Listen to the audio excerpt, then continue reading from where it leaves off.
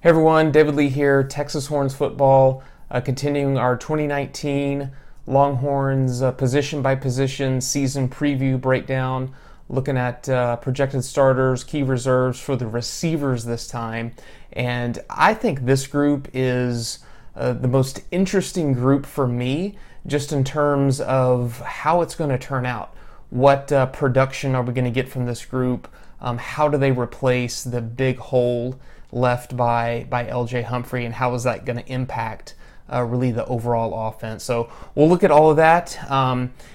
There was also a lot of talk about the receivers at Big 12 Media Days, so we're going to look at a couple of short clips from Colin Johnson, from Sam Ehlinger, and then look at some quotes from Tom Herman and one more from Sam as well. So don't forget to drop your projected starting lineups in the comments. How do you feel like they're going to replace Lil'Jordan Humphrey? And then don't forget to give the video a like. And let's dive into the projected starters. So obviously, senior Colin Johnson has that X receiver position locked up. And again, we're looking at the X, the H, the Z, and went ahead and threw Cade Brewer, the tight end, there as well. But Colin Johnson, coming in 6'6", ridiculous athlete. Works his butt off. He does some things out there on the field that just nobody else can do. He does some really acrobatic stuff. And Sam has just built a ton of confidence in the guy, especially on those routes over on the sidelines. When you have a guy like that one-on-one with pretty much anybody, you just have to throw it up and trust that he's going to come down and get it. So, fully expect to see more of that this year. Collin obviously came back, for his senior year, which we're all incredibly thankful for.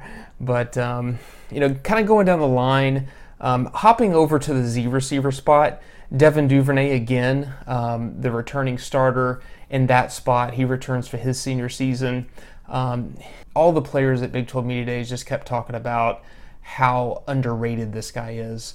Colin Johnson especially, just talking about how fast he is and how great of an athlete he is. So going to be interesting to see how he steps up kind of as the number 2 outside receiver. Might we see 800 yards, something like that? I think it really depends on how Tim Beck and Tom Herman want to use the overall weapons on the offense. But obviously he's going to get his looks downfield. We saw that last year. But would be great if he steps up and gets more looks from Sam. And then the H receiver spot, that was the spot that LJ just absolutely excelled at last year, and his ability to work, just kind of dominate that slot position, that middle of the field, finding those open spots in any midfield zone coverage, and then just kind of like a power forward, just out bodying guys. Putting himself between, Sam and the defender, whether that was a safety or a linebacker there in the middle, coming up with big plays. So projecting sophomore Joshua Moore, who missed a lot of time late last year, but Josh Moore was a pretty big time recruit coming in as a freshman, and he's not as big and thick as LJ. But he's definitely that longer, kind of lankier guy.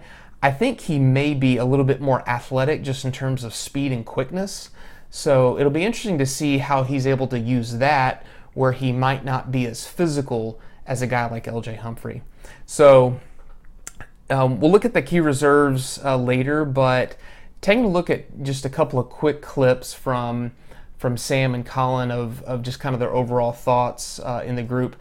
This one's from Sam. I asked him at Big 12 Media Days just kind of how do you feel about being in a receiver group that's so deep? I said, do you feel any pressure to try to get these guys some looks, to get them in a rhythm, or are you just excited about being surrounded by all this talent? No, I'm just excited. The speed, the skill, the size, the athleticism that we have at wideout, it's gonna be a lot of fun. So I don't think there's any pressure to get them in a groove. They're gonna be in their own grooves because they're just that way. They're incredible athletes. So you can definitely kind of see the excitement in Sam's face. He couldn't help but smile, through all that. So, it's cool to see that he is just incredibly comfortable with his receivers, in the relationship he has with them. And you could also tell of the 5 guys that were there at the event, they just have total confidence in Sam. They absolutely love the guy. And you can tell, kind of when that's real. So this other one is Collin, just talking about some of the younger receivers that are starting to step up and kind of embrace their role as leaders on the team. First off, he's like me and Devin, the senior leaders, but, a lot of young talent in the receiver room, so we need young guys to kind of, hop on board, start leading, helping us and all that stuff. But a few of them really. Joshua Moore's in there, working in the slot a lot, been working really hard to get better. And he's just a playmaker. We're going to need him this season as well. He's been balling. Just really a lot of young guys. Brandon Eagles, Malcolm Epps, like those guys are the ones that come to mind. And Jake Smith just got in there, and he's working really hard. And I like that kid a lot. Just his work ethic and the way he approaches the game, and every day he's just a really hard worker. So a lot of those guys. So it was cool that he mentioned Joshua Moore specifically about how he has stepped in and really tried to work at that H spot. So it's going to be interesting to see, how he actually fits in there. And I think he's going to start the season in that H spot, but I wouldn't be surprised if he ended up not being the number 1 guy there. Maybe he starts, but, a guy like Jake Smith, true freshman coming in, who's a lot different player than Joshua Moore, it's going to be interesting to see who makes the bigger impact in that spot. Who gets more looks, who gets more yards, and who develops more trust and more of a rhythm with Sam as well. So it's a super important spot in this offense. Obviously, LJ had more yards than Colin Johnson did last year, over 1,000 yards. So that's a lot of production that's going to need to be replaced. So here's something that Tom Herman said in the breakout sessions about replacing that production from LJ and really how they're going to do it. He said, probably by committee, Josh and Jake are much different skill sets than LJ was. We took a lot of pride in the way we adapted our offense to get him on the field, talking about LJ. That's where the name of the position, the H, came from. It was a hybrid running back receiver position. LJ was good at finding soft spots in zones and big bodying safeties and linebackers.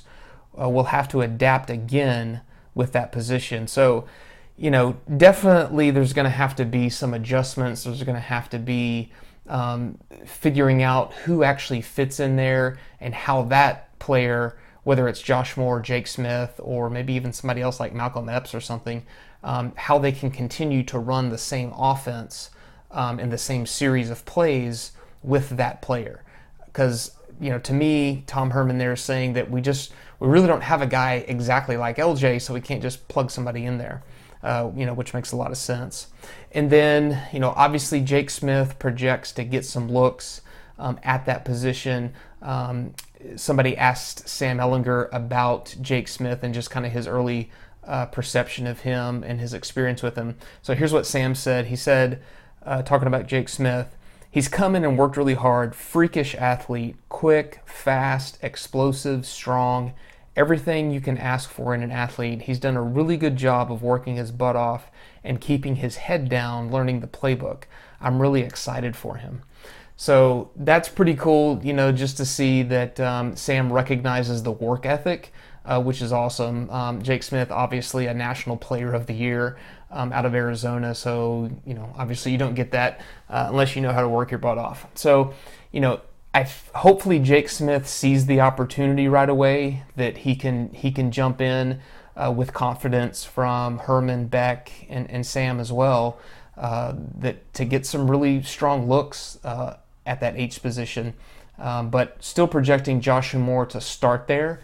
But I absolutely, think we're gonna see a lot of Jake Smith, but also a lot of ways to get Jake Smith the ball. He excels in the open field, so figuring out how to just swing him out, maybe get in the ball, just kind of let him do what he does.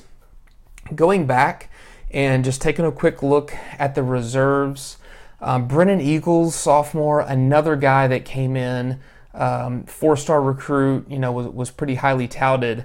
He pretty much projects to back up Devin at that Z spot. He's taller than Devin. If there's anybody who somewhat mirrors Colin Johnson's body style, I think it's Brennan Eagles. He's a bigger receiver. I also think has the ability to kind of out-body guys. And then Malcolm Epps, redshirt freshman, came in really as a tight end. So he's a much bigger guy. Going to be interesting to see how they try to work him in. Marcus Washington, the other true freshman, coming in with Jake Smith, and then John Burt, the fifth-year senior, who has had a lot of up and down throughout his career. Did not make much of an impact last year. Burt's pretty much that kind of downhill, straight ahead speedster. Not the greatest hands, but his kind of impact among this group, I think, has kind of slid. And then we didn't even put on here like Avante Woodard. Coach Herman said he broke his foot in the offseason, but should be ready for the start of the season, if not maybe missing 1 or 2 games.